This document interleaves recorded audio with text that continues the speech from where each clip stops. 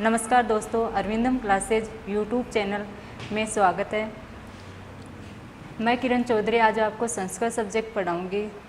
Sanskrit subject में जो आपके रीट लेवल फर्स्ट और सेकंड में कॉमन टॉपिक है वर्ण, वहाँ से हम शुरू करेंगे। देखो, रीट का जो लेवल दोनों होते हैं, दोनों में जो पहला टॉपिक होता है वो होता है आपका वर्ण।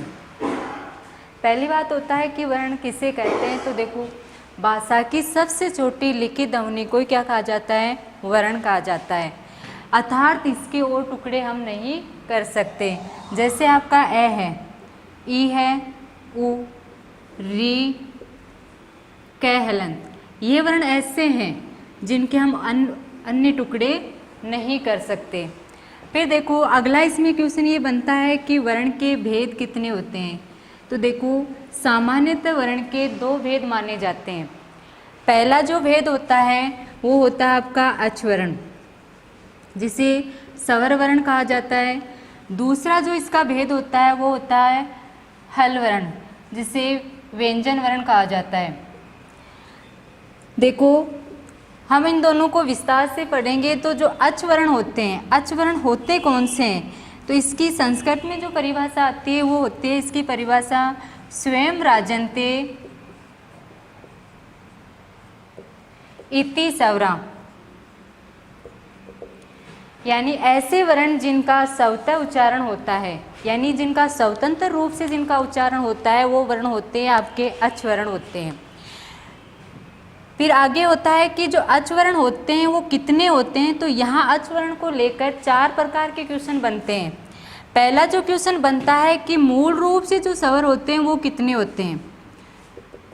तो मूल रूप से हम माने तो स्वरों की संख्या होती है 5। पहला जो स्वर होता है वो होता है आपका ए, ई, उ, री, री। तो एक क्वेश्चन तो आपका ये बनता है कि मूल रूप से आपके स्वर कितने होते हैं? 5। इसी में देखो स्वर को लेके अगला जो क्वेश्चन बनता है वो होता है कि जो माहेश्वर सूत्र हैं, माहेश्वर सूत्रों के अनुसार स्वरों की संख्या कितनी होती है। तो माहेश्वर सूत्रों के अनुसार स्वरों की संख्या होती है 9। क्वेश्चन देखो यहाँ आता है, एक होता है मूल रूप से, एक क्वेश्चन बनता है आपका माहेश्वर सूत्रों के अनुसार स्वरों की संख्या कितनी होती है। तो यहाँ 9 होते हैं। 9 कौन से हैं? तो देखो जो माहेश्वर सूत्र होते हैं भगवान शिव के डमरू से, यानी जिसको डक्का कहा जाता है, वहाँ से निकले हैं। इनकी संख्या 9 मानी जाती है। 9 कौन से हैं? ए, ई, उ, री, री, ए, ओ, आई, औ। संस्कृत भाषा में जो आपके स्वर हैं उनका क्रम यही होता है। अगला जो क्वेश्चन होता है कि सामान्यतः जो संस्कृत भाषा है इनमें स्वरों की संख्या कितनी होती है। तो सामान्यतः संस्कृत भाषा में स्वरों की संख्या 13 मानी जाती है। कितनी मानी जाती है? 13। देखो जो माहेश्वर सूत्रों में आपके आरंभिक जो 5 स्वर होते हैं उन्हें बोला जाता है अकवर्ण। कौन से वर्ण बोले जाते हैं? अकवर्ण।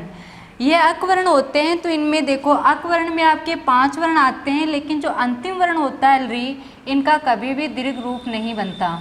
तो बचे कितने? 4। जो 4 वर्ण होते हैं उनकी अकवर्ण के लिए एक सूत्र होता है आपका अकै सवर्णे दीर्घ। इस सूत्र से जो आपके आरंभिक 4 वर्ण हैं उनकी दीर्घ संज्ञा हो जाती है। और जो दीर्घ संज्ञा होती है तो दीर्घ संज्ञा में जो 4 वर्ण हैं उनका दीर्घ रूप होगा ए का दीर्घ आ, दीर्घ ई, दीर्घ उ, दीर्घ री। अब देखो मैंने बताया कि सामान्यतः जो संस्कृत भाषा है उसमें स्वरों की संख्या 13 होती है। 13 होती है तो मतलब आपके जो माहेश्वर सूत्र हैं 9 हो और उनमें 4 और जोड़ेंगे तो कितने हो गए आपके? 13 ये होते हैं। फिर देखो अच्चों को लेकर एक क्वेश्चन और बनता है कि स्वरों की संख्या पाणिनि शिक्षा के अनुसार कितनी होती है। तो उनके अनुसार पढ़ने से पहले हमें स्वरों के भेद पढ़ने होंगे। और स्वर के जो भेद होते हैं वो माने जाते हैं सामान्यतः 3। पहला जो भेद होता है वो होता है आपका ऋस्व स्वर। दूसरा जो इसमें भेद होगा वो होगा आपका दीर्घ स्वर। और तीसरा जो भेद होता है वो होता है आपका ल्युत स्वर। ये सामान्यतः संस्कृत भाषा में 3 भेद माने जाते हैं। अभी अभी आपने पढ़ा, देखो एक क्वेश्चन इसी जो आपका मूल रूप से जो स्वर होते हैं इन्हीं को घुमा के क्वेश्चन पूछा जाता है कि आपके ऋस्व स्वर कितने होते हैं। तो वही आपके जो मूल स्वर होते हैं वही स्वर कौन से होते हैं, आपके ऋस्व स्वर होते हैं। अब देखो इनकी जो संख्या होती है ये कैसे स्वर होते हैं, तो देखो जो ऋस्व स्वर होते हैं वो होते हैं आपके एक मात्रिक स्वर, एक मात्रिक स्वर। अब यहाँ क्वेश्चन आ जाए एक मात्रिक स्वर कौन से होते हैं, तो एक मात्रिक स्वर कौन से होते हैं, तो आपके ऋस्व स्वर होते हैं, या आपके जो मूल स्वर होते हैं वही कौन से होते हैं, आपके एक मात्रिक स्वर होते हैं। अब देखो इन स्वरों ऋस्व स्वरों की संख्या कितनी है, 5। 5 कौन सी है, तो देखो ये है आपके ए, ई, उ, री, उलरी, जो आपके मूल स्वर माने जाते हैं। फिर देखो अगला क्वेश्चन इसमें बनता है कि दीर्घ स्वर कौन से होते हैं, जो द्विमात्रिक स्वर होते हैं, द्विमात्रिक स्वर वही कौन से होते हैं, आपके दीर्घ स्वर होते हैं। ऐसे वर्ण जिनका उच्चारण करते समय 2 मात्रा का समय लगता है वो स्वर कौन से होते हैं, आपके दीर्घ स्वर होते हैं। इनकी संख्या मानी जाती है 8। कितनी मानी जाती है, 8। अभी देखो थोड़ी देर पहले हमने पढ़ा कि सामान्यतः संस्कृत भाषा में स्वरों की संख्या 13 होती है, 13 होती है। तो अभी आपका एक क्वेश्चन बना कि ऋस्व स्वर 5 होते हैं तो निकले कितने, 8, और 8 होंगे तो कौन से माने जाएंगे, एक होता है आपका आ स्वर, दीर्घ ई, दीर्घ उ, दीर्घ री, ए, ओ, आई, औ, ये आपके होते हैं आपके दीर्घ स्वर। फिर देखो अगला भेद होता है इसमें प्लुत स्वर। प्लुत स्वर होते हैं तो देखो प्लुत स्वरों को कहा जाता है त्रिमात्रिक स्वर। क्वेश्चन यहाँ ये बनता है कि त्रिमात्रिक स्वर कौन से होते हैं, तो त्रिमात्रिक स्वर आपके प्लुत स्वर होते हैं। अब यहाँ देखो क्वेश्चन बन जाता है कि प्लुत स्वर को लिखेंगे कैसे, तो लिखने के लिए देखो प्लुत स्वर का एक चिन्ह होता है और वो चिन्ह होता है आपके 3 के अनुसार, जो 3 होता है उसका होता है।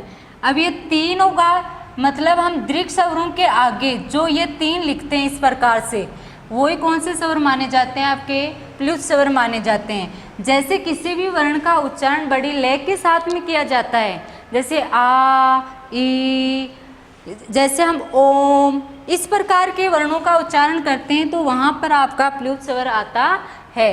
अब देखो प्लुत स्वर की संख्या को लेकर क्वेश्चन आता है कि प्लुत स्वर माने कितने जाते हैं, तो देखो प्लुत स्वरों की संख्या होती है 8 या 9। कितनी होती है, 8 या 9।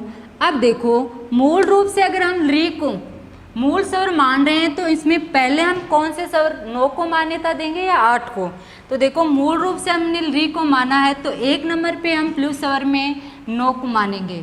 अगर दिए गए विकल्प में 9 नहीं आता है तो इसका उत्तर क्या होगा, 8 होगा। ठीक है। अब देखो स्वरों को लेके अगला क्वेश्चन बनता है कि पाणिनि शिक्षा के अनुसार स्वर कितने होते हैं, तो पाणिनि शिक्षा के अनुसार स्वरों की संख्या हो गई आपकी 21 या 22। कैसे, देखो 5 जो स्वर होते हैं वो होते हैं आपके ऋस्व स्वर, 8 जो होते हैं आपके दीर्घ स्वर और 8 या 9 होते हैं आपके प्लुत स्वर। अब इन सबको जोड़ेंगे तो इनकी संख्या हो गई 21 या 22। तो अगला क्वेश्चन आता है कि पाणिनि शिक्षा के अनुसार स्वरों की संख्या कितनी है, तो पाणिनि शिक्षा के अनुसार स्वरों की संख्या होती है 21 या 22। अब देखो यहाँ पर भी क्वेश्चन बन गया है कि हम 21 को माने या 22 को, तो देखो यहाँ पर भी हमें 1 नंबर पे हमें 22 मानना है। अगर दिए गए विकल्प में 22 नहीं है तो इसका उत्तर हम 21 मानेंगे। अगर दोनों साथ में आ रहे हैं तो इसका तीसरा उत्तर होगा ए तथा ब दोनों। आगे इसी में देखो ये तो हो गए पाणिनि शिक्षा के अनुसार सामान्यतः स्वरों के भेद। अभी स्वरों को लेके आगे एक क्वेश्चन और बनता है कि आपके जो ऋस्व स्वर होते हैं, दीर्घ स्वर होते हैं, प्लुत स्वर होते हैं, उनको पुनः कितने भागों में बांटा है, तो इनको पुनः हम 3-3 भागों में विभाजित करते हैं और 3-3 भागों में इसका विभाजित किया जाता है। तो पहला जो भेद होता है वो होता है उदात्त, दूसरा होता है अनुदात्त और 3 नंबर पे आता है आपका स्वरित वर्ण। अब हमने ऋस्व स्वर, दीर्घ स्वर और प्लुत स्वर को पुनः 3-3 भागों में विभाजित किया है। अब 3 भाग इनके, एक हो गया आपका उदात्त, एक हो गया अनुदात्त, तीसरा हो गया आपका स्वरित। पहले हम पढ़ेंगे उदात्त वर्ण कौन से होते हैं। तो देखो उदात्त वर्ण को पढ़ेंगे तो इसका एक सूत्र होता है, ऊंचे उदात्त है।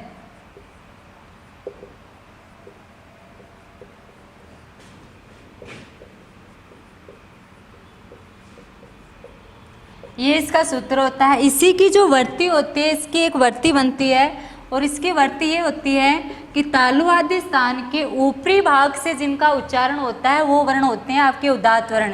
तो तालु आदिषु, सहभागेषु, स्थानेषु,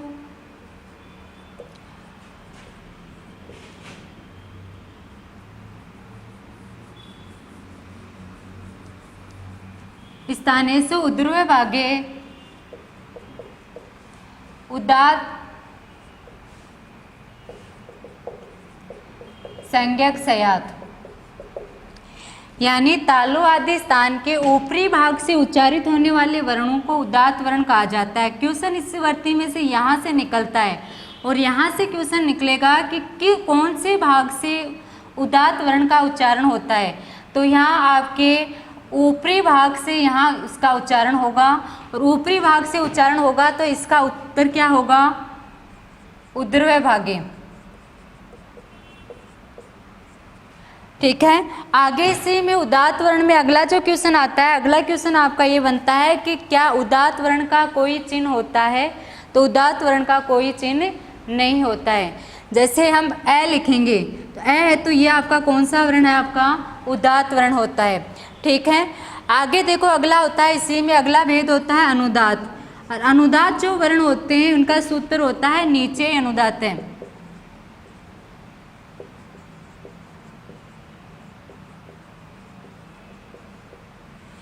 अर्थात तालु आदि स्थान के नीचे वाले भाग से उच्चारित होने वाले वर्ण ही क्या होंगे, आपके अनुदात्त वर्ण माने जाते हैं। अनुदात्त वर्ण होते हैं, देखो जो उदात्त होते हैं उनका ऊपरी भाग से होता है, अनुदात्त का आपके नीचे वाले भाग से होता है इसका उच्चारण। आगे इसी में देखो यहाँ इसी वर्ती में यहाँ पर परिवर्तन होगा कि तालु आदि स्थान के अधोभागे, अधोभाग का यहाँ अर्थ होता है नीचे वाले भाग से, यानी तालु आदि स्थान के नीचे वाले भाग से उच्चारित होने वाले वर्ण आपके अनुदात्त वर्ण माने जाते हैं। ठीक है, अगला इसमें जो क्वेश्चन बनता है, क्या अनुदात्त वर्ण का कोई चिन्ह होता है। तो हाँ, अनुदात्त वर्ण का चिन्ह होता है और अनुदात्त वर्ण का जो चिन्ह होता है वो होता है स्वरों के नीचे आड़ी रेखा।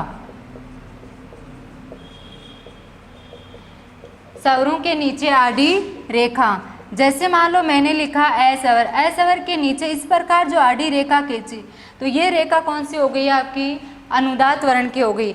अब ये वर्ण कौन सा हो गया आपका, अनुदात्त वर्ण हो गया। फिर देखो इसमें अगला जो भेद होता है वो होता है आपका स्वरित। स्वरित का जो सूत्र होता है वो होता है समाहार है स्वरित है।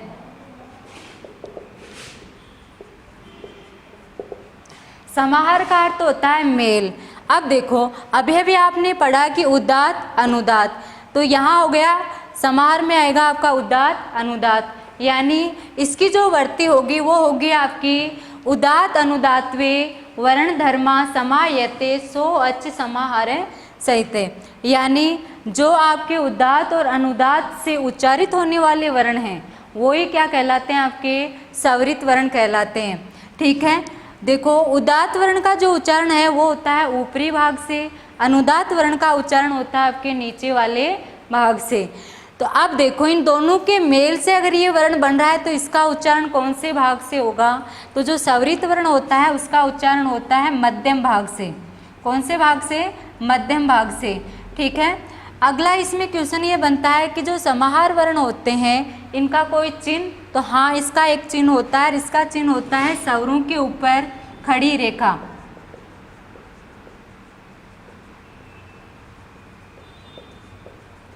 ये इसका चिन्ह होता है। जैसे मान लो मैंने लिखा ए स्वर, ए स्वर के ऊपर मैंने एक खड़ी रेखा खींची तो यह आपका वर्ण कौन सा बन गया, स्वरित वर्ण। ये है आपके ऋस्व स्वर, दीर्घ स्वर और प्लुत स्वर के पुनः तीन भेद, तीनों के तीन भेद हो गए। इसके आगे स्वर में एक क्वेश्चन और बनता है कि आपने उदात्त अनुदात्त स्वरित क्या इनके भी भेद होते हैं, तो हाँ इनके भी पुनः दो दो भेद माने जाते हैं। अब इनके पुनः दो दो भेद कौन से होते हैं, तो एक होता है आपका अनुनासिक वर्ण और एक होता है आपका निरनुनासिक वर्ण।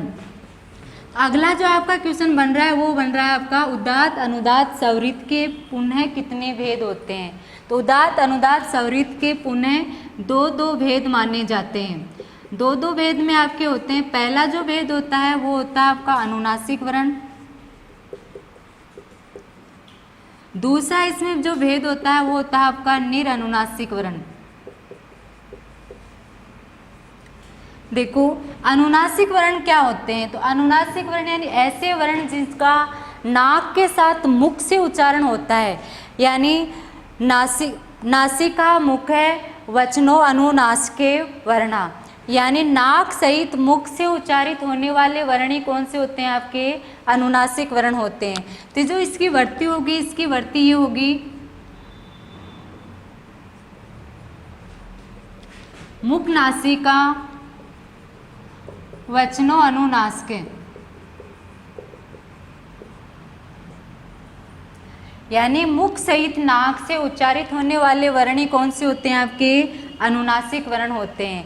जैसे सभी स्वरों के ऊपर अनुस्वार लगते ही सभी स्वर कैसे हो जाएंगे, आपके अनुनासिक वर्ण हो जाते हैं। कैसे हो जाते हैं, अनुनासिक, क्योंकि अनुस्वार का जो उच्चारण होता है वो किससे होता है, नाक से होता है। तो जैसे मैंने ए के ऊपर अनुस्वार लगाया तो ये बना ए, तो ये कैसा वर्ण हो गया, आपका अनुनासिक वर्ण हो गया। ठीक है, अगला होता है आपका निरनुनासिक। निरनुनासिक की जो वर्ती होती है वो होती है आपकी मुख वचनों अनुनासिके,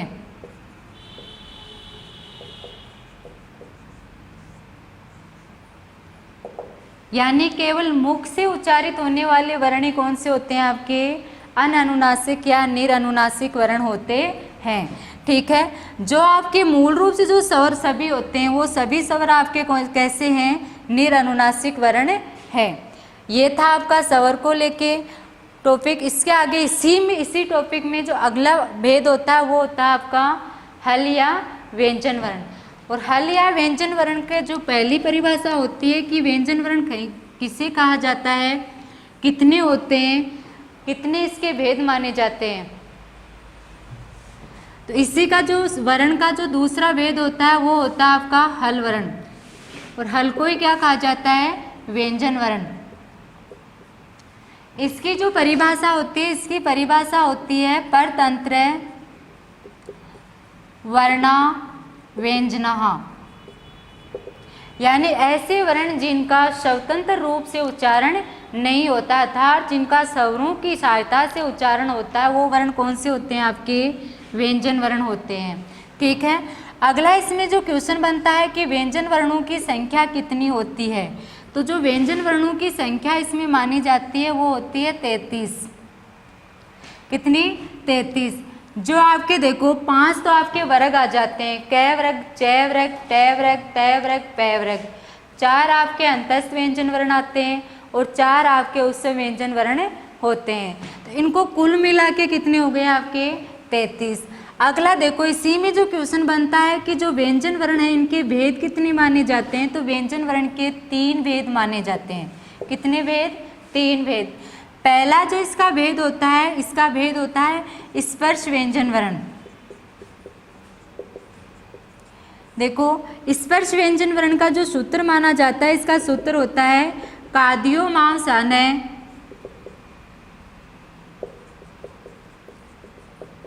काद्यो मांस अनय स्पर्श। देखो यहाँ कर अलग अलग लिखेंगे तो कै में से निकलेगा आपका आद्यो, ठीक है, मैं अवसान है। यहाँ आद्यो का अर्थ होता है आरंभिक वर्ण, अवसान का अर्थ होता है समाप्ति। यानी ऐसे वर्ण जो कैसे आरंभ होके मैं तक होते हैं वो वर्ण कौन से होते हैं, आपके स्पर्श व्यंजन वर्ण होते हैं। और कैसे लेके मैं तक के जो वर्ण होंगे वो होते हैं आपके पंचवर्ग में आते हैं। कैवर्ग, चैवर्ग, टैवर्ग, तैवर्ग, पैवर्ग, यानी 5 वर्ग होते हैं। पंचम वर्ग को ही कौन से वर्ण कहा जाता है? आपके स्पर्श व्यंजन वर्ण कहा जाता है। अब कैसे लेके मै तक के जो वर्ण होते हैं वो होते हैं आपके पंचविंशति। कितने होते हैं? पंचविंशति, यानी आपके 25 वर्ण होते हैं, क्योंकि प्रत्येक वर्ग में कितने वर्ण आते हैं? आपके 5 वर्ण आते हैं। तो ये हो गया पहला भेद आपका स्पर्श व्यंजन वर्ण। इसी में देखो दूसरा जो भेद होता है वो होता है आपका अंतस्थ व्यंजन वर्ण। अंतस्थ व्यंजन वर्ण का जो सूत्र होता है, इसका सूत्र होता है यणो अंतः स्तः, यानी यण प्रत्याहार में जो वर्ण होते हैं वो ही कौन से होते हैं? आपके अंतस्थ व्यंजन वर्ण होते हैं। यानी ऐसा वर्ण जिनका उच्चारण करते समय हमारी स्वर तंत्रिकाओं में कंपन उत्पन्न होता है, वो वर्ण कौन से होते हैं? आपके अंतस्थ व्यंजन वर्ण होते हैं।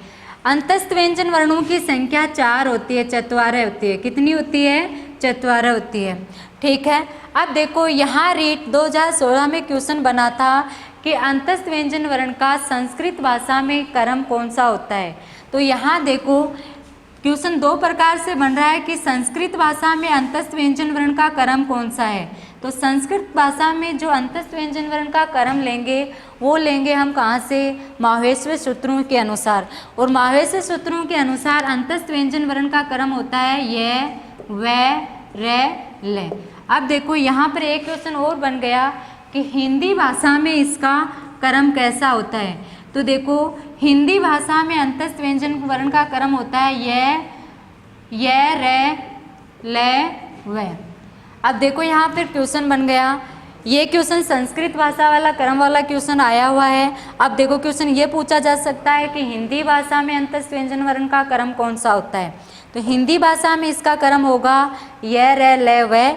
संस्कृत भाषा में इसका क्रम होता है य, व, र, ल। ठीक है, वर्ण से में क्रम आगे पीछे हो रहा है। ठीक है, अगला इसमें जो क्वेश्चन बनता है भेद को लेके वो तीसरा भेद होता है, और तीसरा भेद होता है आपका उस व्यंजन वर्ण।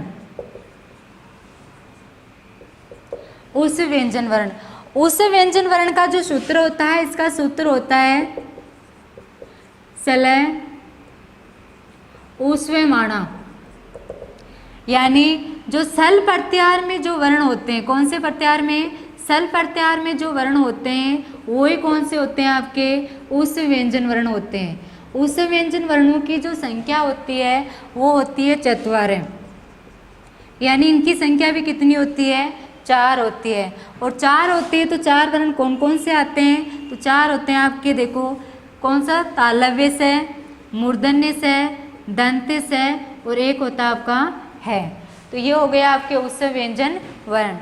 अब देखो हमने स्वर और व्यंजन, स्वर और व्यंजन दोनों पढ़े। अब आगे इसी में देखो अगला जो क्वेश्चन होता है कि जो संयुक्त व्यंजन वर्ण होते हैं वो कितने होते हैं।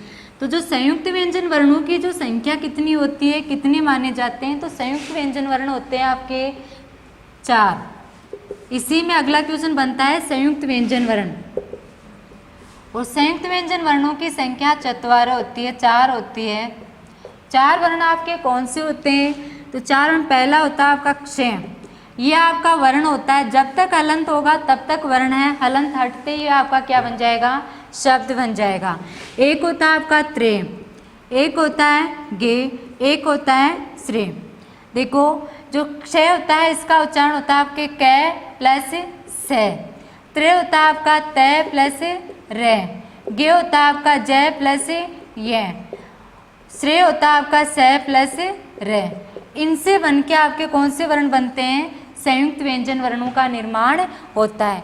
यानी ऐसे वर्ण जो 2 व्यंजन वर्णों के मेल से बनते हैं वो कौन से होते हैं? आपके संयुक्त व्यंजन वर्ण होते हैं। अब देखो हमने वर्ण पढ़ा, और वर्ण में हमने पढ़ा कि स्वर कितने होते हैं, व्यंजन कितने होते हैं। अब देखो इसी में आगे होते हैं कि स्वर और व्यंजन को कितने भागों में बांटा जा सकता है। तो देखो इसको 2 भागों में बांटा जा सकता है। एक होता है आपके उच्चारण स्थान के आधार पर स्वर व्यंजन, और एक होते हैं आपके प्रयत्न के आधार पर स्वर व्यंजन।